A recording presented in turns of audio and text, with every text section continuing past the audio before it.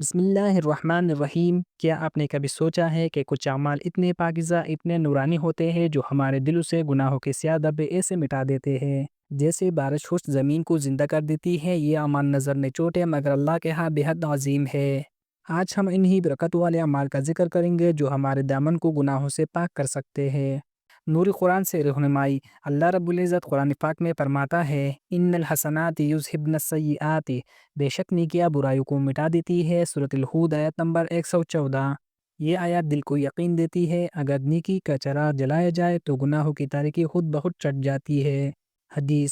رحمت دو جہاں صلی اللہ علیہ وآلہ وسلم نے فرمایا کیا میں تمہیں وہ اعمال نہ بتاؤں جو گناہوں کو مٹا دیتے ہیں؟ تکلیف کے وقت کامل وضو، مسجد کی طرف بڑھتے ہوئے قدم، ایک نماز کے بعد دوسری کا انتظار، یہی وہ روشن اعمال ہے جو ہمارے گناہوں کو یوں جلا دیتے ہیں جیسے پانی آگ کو بجھا دیتا ہے۔ صحیح مسلم حدیث نمبر 251۔ ایک اور مقفر فرمایا صدقہ گناہوں کو ایسے بجھا دیتا ہے جیسے پانی آگ کو۔ ترمذی حدیث نمبر 2616۔